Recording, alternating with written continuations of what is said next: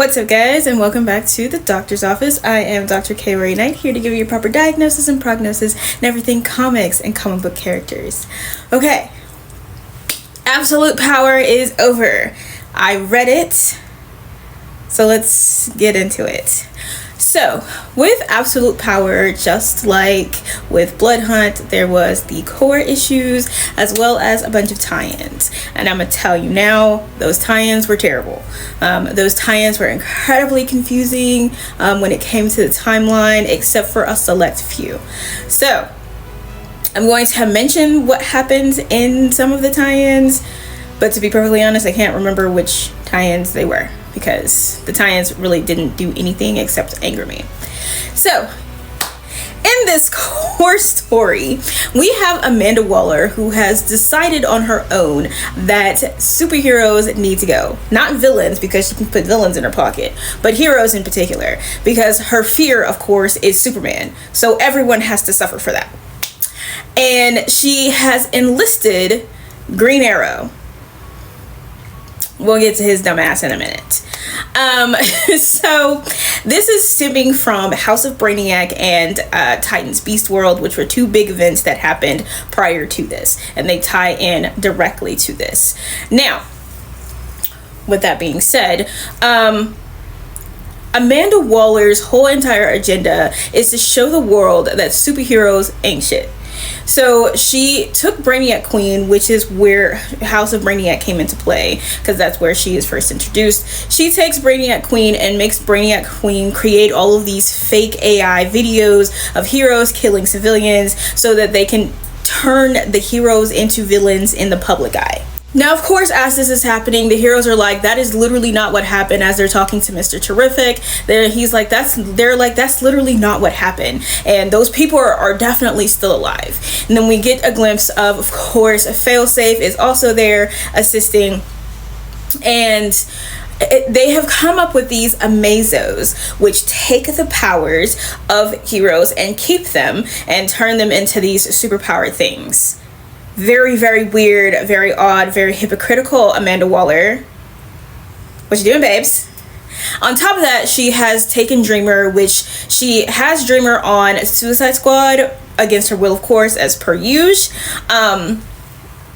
And Dreamer is supposed to make sure that she can dream walk through the heroes, and whenever they go into hiding, be able to locate them so that they can use their assets, which are the Amazos, to take their powers. Now, it starts with Superman. Mind you, everybody is out in the open, and this is where the tie-ins are very confusing. Everybody is out in the open in different places. And it starts with Superman. He's stopping some robbers. They shoot him with a regular ass gun, and he has lost his powers already, so he's falling out of the sky from gunshot wounds. Connor and John see him falling, go to catch him, and then they lose their powers, and so they end up falling through the ground to like sewer level. And then all of the heroes are out in the open, and almost everybody has lost their powers immediately. The only one that seems to have not lost their powers at this point is Flash, Barry Allen. Now, this is where all of the tie-ins, except for Task Force, the Task Force tie-in, get very confusing. Everybody is out in the open in different places. In the Wonder Woman tie-in, she's with all the supernatural people. Mind you, everybody started losing their powers at the same time. Since magic is technically not a superpower, they used Dreamer to make them forget how to conjure magic. So Zatanna wasn't able to conjure any magic. John Constantine was not able to conjure any magic. The Spectre kind of like disappeared, I guess. I'm not really sure. Everybody lost things at the same time. And in the tie-ins, it puts them all in different places, which is really weird. I don't know. Anyway, so Green Arrow, not Green Arrow, but Green Lantern lost his ring, which is how he lost his powers, Okay, so everybody is losing their powers, and Green Arrow has the audacity to get on Batman's radio and go, use supers. Mind you, he's talking to Batman. Him and Batman have the same powers. They ain't got none. And Batman realizes that he very much made a critical error, and it has cost everyone their powers, and almost cost Superman his life. And then John Kent actually ends up getting kidnapped.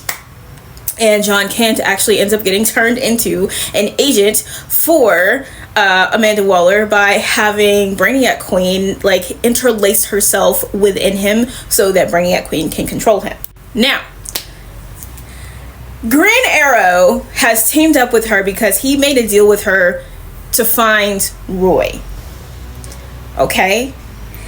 But he is apparently so deep undercover that he's the only person who knows how the things from the Justice League work. All of the armor, all of the weapons, things like that.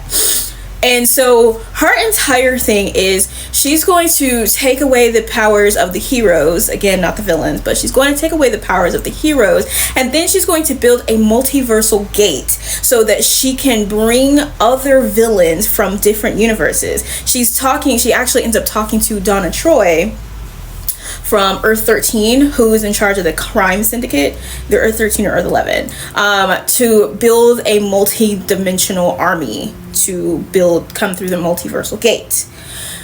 So anyway, so all of them get together at the Fortress of Solitude so that they can figure out what the fuck to do. And of course, they're inter-arguing because the Justice League has been disbanded for a minute. And so everybody's just kind of been on their own, and they're inter-arguing. And they're trying to come up with a plan. And finally, Nightwing is just like, everybody shut the fuck up for 2 seconds and listen to me. And that's when Batman is just like, that's my child right there. That's my kid. You know, mind you, he has a kid, but you know, that's his first kid right there. And he gives directions beautifully. It tells everybody what it is that they needed to know, what to do, where to go, and everybody, the Justice League has like their special armor in case of things like this. And this is when John Kent and Brainiac Queen end up breaking in, as well as Dreamer, who dreamwalked through Cassie. So this fight is of course ensuing, and Superman is trying to talk John Kent out of it. Batman is coming up with all of these gadgets. They use the bottle city of Kandor to go up against Brainiac Queen, but she ends up like injuring and destroying them.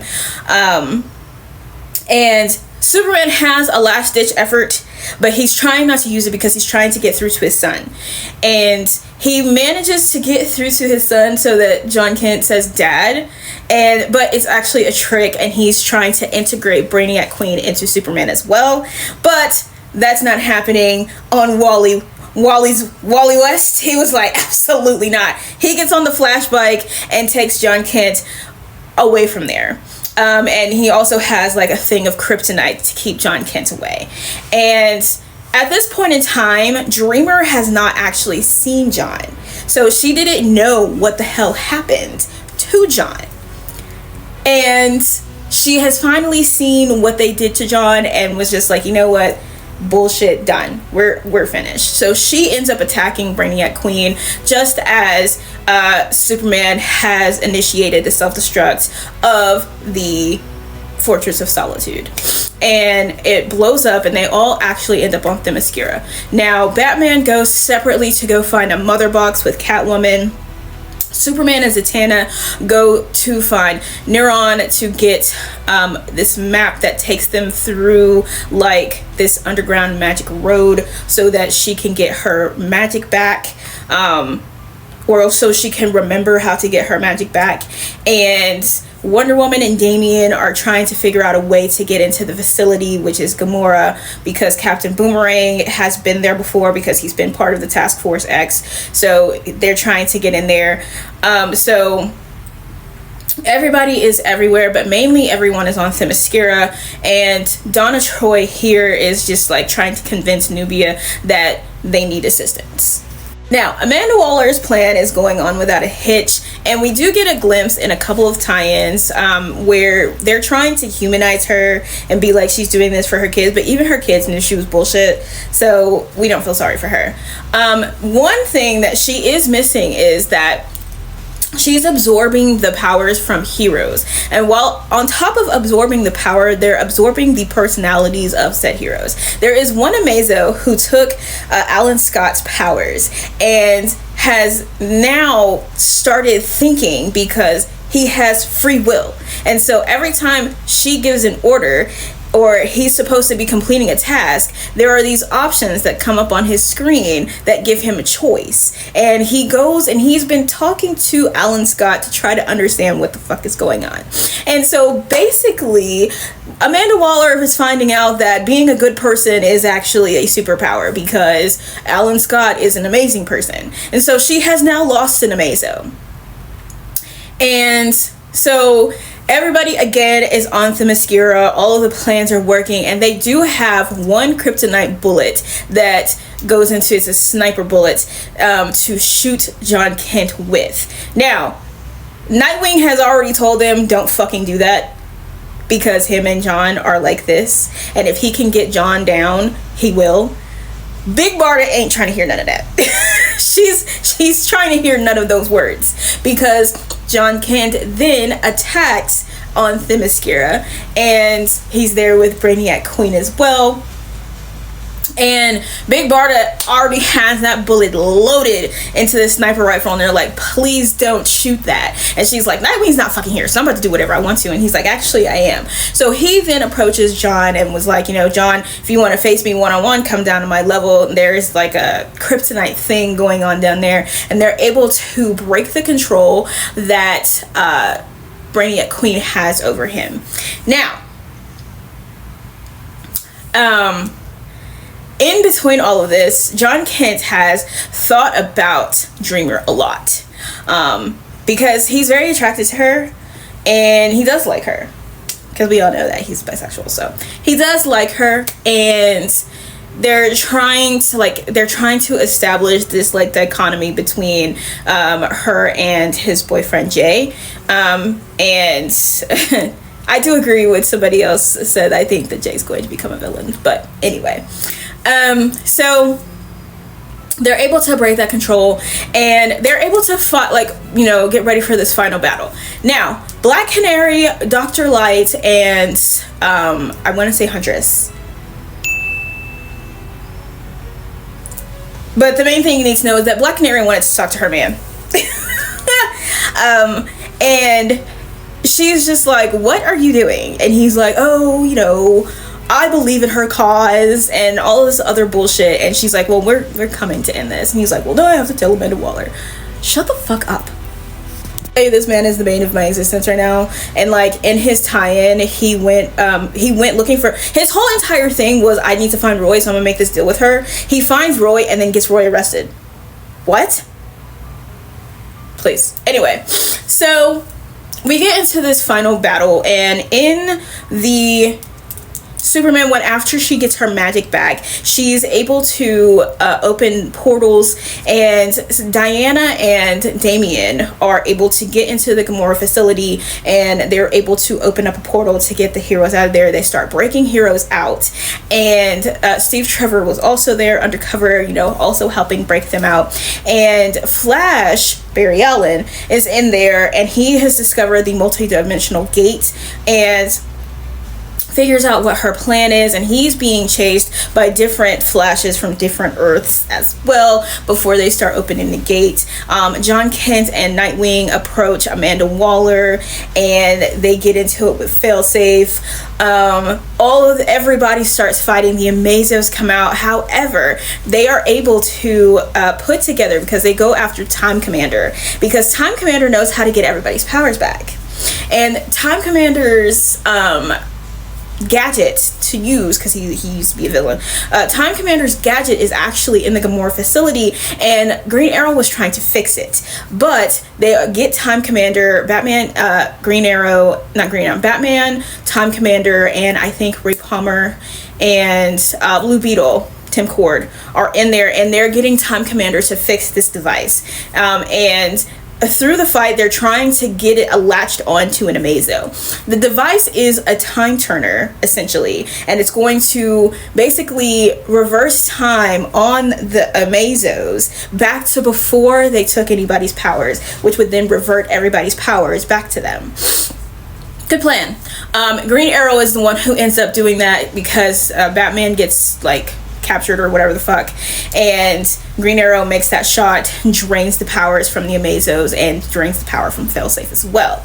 Now, the thing here is that he did genuinely believe in Amanda Waller's cause up until the mind plant that John Jones put in his head expired. And he was able to, it was supposed to shield him from other psychics because she does have villains on her team. So it was shielding him from other psychics. So they all assumed that he believed in her cause. And he genuinely did up until that time ran out and he was able to think on his own. And Batman was like, you could have told us that. And John was like, I didn't really actually plan on getting captured immediately, but you talking about people keeping secrets is very, very ironic. And it is. So after this huge, gigantic fight, Amanda Waller goes on this absolutely villainous rant in front of him, and she was like, you know, I lied, of course I lied, and I did all of this because I hate y'all, like, y'all suck. And she just went on this huge villainous rant, and she forgot that Nightwing is very smart. And so and he says, that was actually the villainous rant I was waiting for you to say, because this is my friend Airwave. He's a living Wi-Fi signal, and he has transmitted your rant to every single piece of technology on Earth. Thank you very much for that. And so of course she goes to jail, and the thing is that because John was thinking about Dreamer constantly, she was able to come back to life. And Amanda Waller was not happy about that. So after, you know, all of the things, Amanda Waller is in prison, and Dreamer has taken away all of her knowledge of the heroes. So she knows nobody's secret identity. She doesn't remember anything. It's like right there on the tip of her tongue, but it's locked away. So she hasn't completely erased her mind, but it's locked away to where she really can't get to it. So that is how that ended up there. Now, I liked the core story. I liked the Task Force tie-ins, and then the Green Arrow tie-ins, not Green Arrow, but Green Lantern, because at the end, when all that stuff was happening with the multiversal gate, Barry was able to dismantle it, and he had the help of Green Lantern, which would never have happened. So Hal Jordan and and Flash teaming up together, Hal and Barry, just great team. And he was losing willpower and ended up getting two Flashes to help him. So it was Wally and I think Jay Garrick. So great end. They shut the multiverse down, so they actually can't go over to any other dimensions right now. Now, at the end of all of this, they confront Green Arrow, and he's like, basically, I did this because we don't talk anymore. Please. And he's like, we need the Justice League back together. Like, you know, we need this. Like, we should not have ever broken up or anything like that. And they're like, well, now that you mention it. And they show him plans for this new facility, and it looks very, very familiar. So essentially what they did was use this to create the Justice League Unlimited. Now, the problem that they're having is, while people's powers did return to them, some people did not get their own powers. Black Canary has laser vision now. Plastic Man just turns invisible. So people got powers, but powers that are not their own. That is the problem that they are currently having. Now, am I excited for this Justice League Unlimited? Absolutely. I always thought Justice League Unlimited was a superior story. And of course, this, just like Blood Hunt, is supposed to change the status quo of the universe, as DC often does, and perfectly fine with that. However, the story was so very on the line. Titans Beast World was more. right? House of Brainiac was and then this was like an average of those two, and it just was like, it was okay. And I just wish it could have been better. There really didn't seem to be too much character development. They did put a dilemma on John Kent, of course, between Dreamer and Jay. Diana and Damien teaming up was interesting, kind of like an aunt and nephew team up thing going on.